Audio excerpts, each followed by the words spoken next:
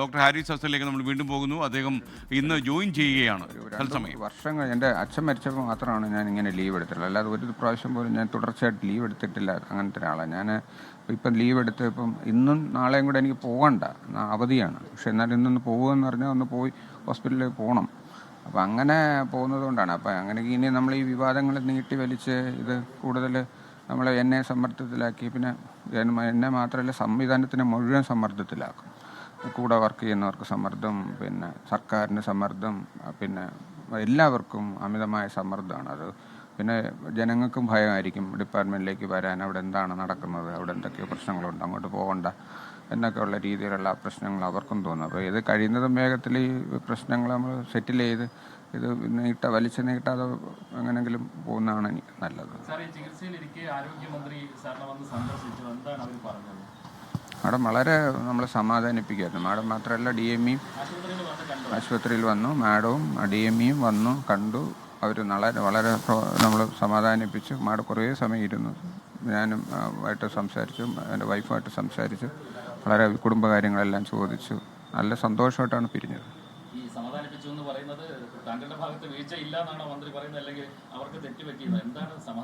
അല്ല, അങ്ങനൊന്നും ആ തലത്തിലൊന്നും നമുക്ക് ഞാൻ ചിന്തിച്ചിട്ടില്ല. നമ്മുടെ മുമ്പിൽ ഒരാൾ വന്ന് നമ്മളെ സമാധാനിപ്പിക്കുന്നു, നമ്മൾ സമാധാനമായിട്ട് കഴിയുന്നു. അങ്ങനെ നമ്മൾ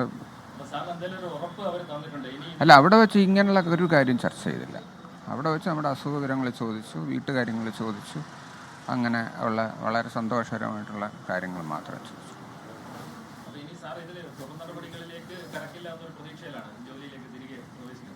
എൻ്റെ സൈഡിൽ നിന്ന് ഞാനൊന്നുമില്ല. ഞാൻ ഇനിയും ഇത് മാധ്യമങ്ങൾക്കും ഒരു വാർത്തയും പങ്കുവയ്ക്കണം. ഞാനിപ്പോൾ ഇന്ന് കോൺട്രവേഴ്ഷ്യലായിട്ടൊന്നും പറയുന്നില്ല. ഞാൻ മാധ്യമങ്ങളെ കാണരുതെന്നാണ് പിന്നെ എനിക്ക് KGMC ഞങ്ങളുടെ സംഘടനയുടെ നിർദ്ദേശം. അപ്പോൾ അത് പിന്നെ ഇത്രയും നിങ്ങളോട് പറഞ്ഞിട്ട് പോകാമെന്ന് വിചാരിച്ചു.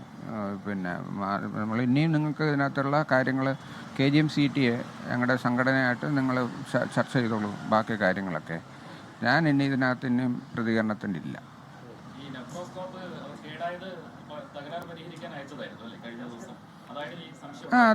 അതിന് സംശയമൊന്നുമില്ല. അത് നമ്മൾ നെഫ്രോസ്കോപ്പ് കേടാവും, നമ്മളത് പിന്നെ നമ്മൾ അയച്ച് അതെങ്ങനെയെങ്കിലും റിപ്പയർ ചെയ്യാൻ പറ്റുമെന്ന് നോക്കും.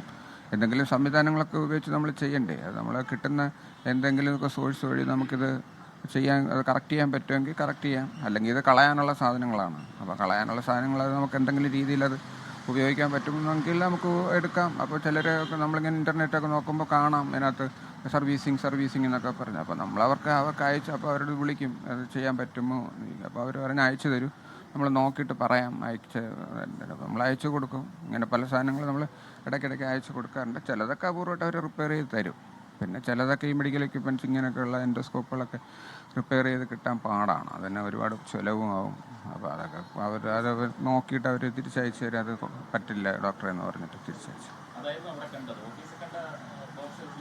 അവിടെ അങ്ങനെ ഒരുപാട് പോയി ഇങ്ങനെ കൊണ്ടുവരുന്ന സാധനങ്ങളെല്ലാം അത് നമ്മളവിടെ റൂമിൽ വെച്ചേക്കാൻ പറ്റും. അവിടെ വേറെ നമുക്ക് സുരക്ഷിതമായിട്ട് വെക്കാൻ വേറെ സ്ഥലമില്ല. എൻ്റെ റൂം തന്നെയാണ് എല്ലാത്തിൻ്റെയും സ്റ്റോക്കും എല്ലാം, സാധനങ്ങളും ഓഫീസും എല്ലാം.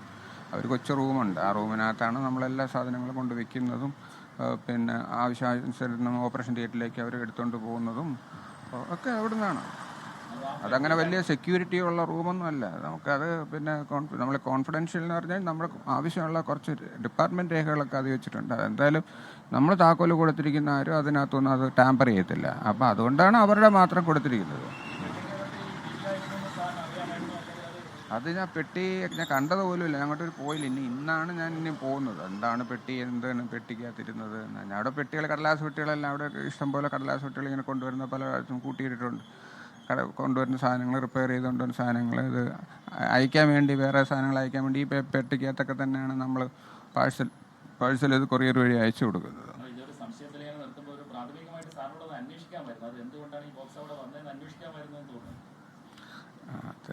അറിയില്ല.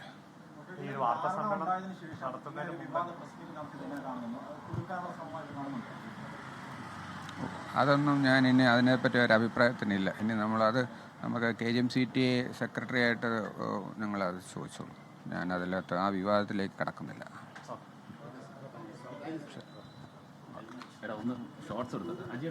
ഇന്ന് ഗവൺമെൻറ് മെഡിക്കൽ കോളേജിൽ തിരുവനന്തപുരത്ത് ജോയിൻ ചെയ്യുകയാണ് അദ്ദേഹത്തിൻ്റെ നയം വ്യക്തമാക്കിയായിരുന്നു. അദ്ദേഹം നേരത്തെ പറഞ്ഞത് മോൺസിലോസ്കോപ്പ് കാണാതായി എന്ന് മന്ത്രി ആരോ തെറ്റിദ്ധരിപ്പിച്ചതാണ്. തന്നെ കൊണ്ടുപോവുകയോ തെളിവെടുക്കുകയോ ഒന്നും ചെയ്തിട്ടില്ല. സാധാരണ രീതിയിലുള്ള സംസാരമായിരുന്നു. മോൺസിലോസ്കോപ്പിൻ്റെ ഒരു ഭാഗം കാണാനില്ലെന്ന് എന്നോട് ചോദിച്ചു. ഗവൺമെൻറ്റിനെ കുറ്റം പറയാൻ ഒരു താല്പര്യവും അദ്ദേഹത്തിന് ഇല്ല എന്ന് പറഞ്ഞു. മാത്രമല്ല അദ്ദേഹം വിവാദപരമായ ഒരു അഭിമുഖമൊന്നും ഇനി നടത്താനും വാർത്താലേഖകരെ കാണാനും ശ്രമിക്കില്ല എന്നുകൂടി അദ്ദേഹം വാക്ക് കൊടുത്തിട്ടുണ്ട്. എന്തെങ്കിലും ആരോപണം തനിക്കെതിരെ ഉണ്ടെങ്കിൽ അന്വേഷിക്കട്ടെ, തന്നെ വിശ്വാസമുണ്ടെങ്കിൽ സംരക്ഷിക്കട്ടെ, അതല്ലെങ്കിൽ ആരോപണം അന്വേഷിക്കട്ടെ എന്നുകൂടി അദ്ദേഹം പറഞ്ഞിരുന്നു.